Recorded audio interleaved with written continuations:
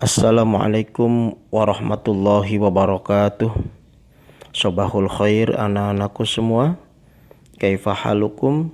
Mudah-mudahan kalian semua dalam keadaan sehat walafiat dan selalu dalam lindungan Allah Subhanahu wa taala. Tetap masih belajar dari rumah kita semua. Mudah-mudahan Allah berikan kemudahan dan kelancaran dalam pelajaran pendidikan agama Islam dan budi pekerti. Pada kesempatan kali ini kita akan belajar bersama dengan tema bersih itu sehat. Di dalam Al-Quran Allah berfirman di dalam surat Al-Baqarah ayat 222, sesungguhnya Allah Subhanahu wa taala mencintai orang-orang yang bertaubat dan mensucikan diri. Dan dalam hadis juga an-nadzafatu minal iman, kebersihan sebagian dari iman.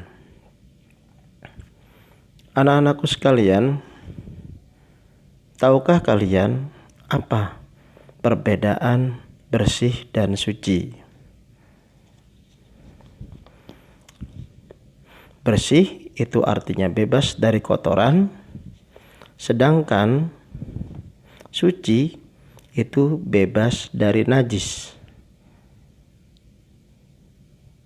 Bersuci disebut juga dengan toharoh, artinya kebersihan atau suci suatu bagian dari hadas dan najis, sehingga seseorang diperbolehkan melakukan ibadah. Anak-anakku sekalian, di dalam ajaran Islam, dalam istilah bersih dan suci itu dibagi menjadi dua. Ada bersih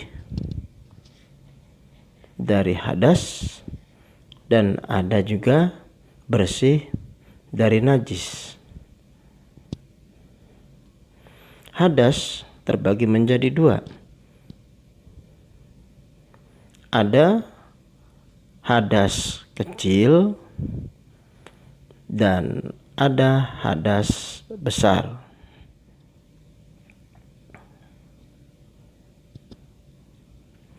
Hadas kecil adalah suatu peristiwa atau kotoran yang menjadikan seseorang tidak suci sehingga dia diharuskan untuk berwudu atau bertayamum.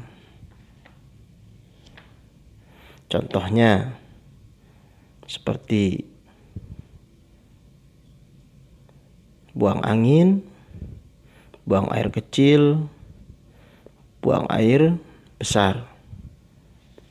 Adapun cara menghilangkan hadas kecil adalah dengan cara berwudu. Hal-hal yang tidak diperbolehkan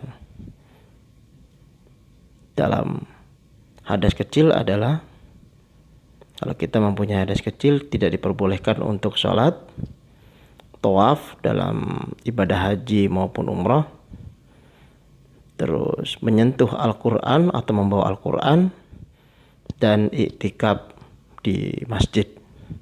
Itu yang tidak diperbolehkan kalau kita memiliki hadas kecil. Yang kedua yaitu hadas besar. Suatu peristiwa atau kotoran yang menjadikan orang tersebut tidak suci, sehingga dia diharuskan mandi terlebih dahulu agar menjadi suci.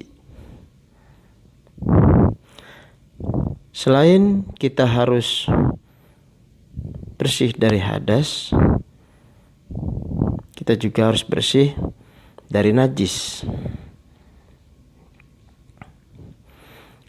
Di sini apa sih najis itu? Najis adalah segala sesuatu yang dianggap kotor yang menyebabkan terhalangnya seseorang untuk beribadah kepada Allah Subhanahu wa ta'ala.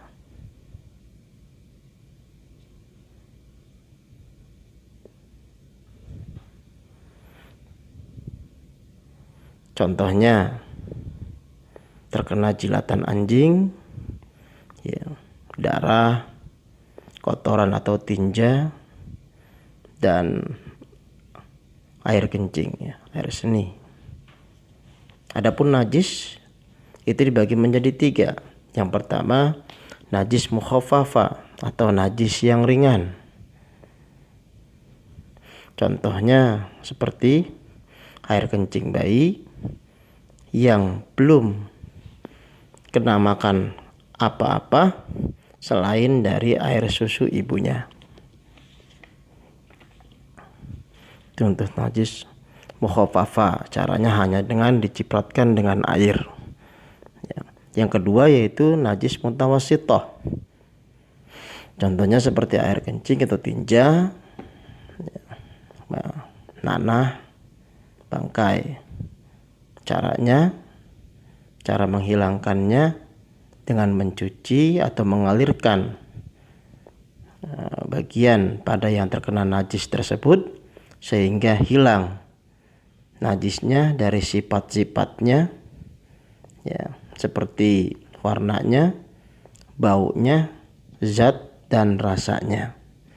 Itu tentang najis mutawassithah. Adapun najis yang ketiga yaitu najis mughalazah, yaitu najis yang berat. Contohnya seperti terkena jilatan atau air liur anjing, itu termasuk najis mughalazah. Caranya dengan membasuh atau mencuci dengan menggunakan air sebanyak 7 kali. Salah satunya dicampur air tersebut dengan tanah, ya, atau debu yang suci agar najisnya tersebut bisa hilang. Itulah pembahasan tentang bersih itu sehat, ya. Agar kalian bisa lebih enak dalam memahaminya, perhatikan bagian-bagian tersebut dalam mempelajarinya. Ya, tugas kalian yaitu mencatat, ya, apa yang saya jelaskan tadi.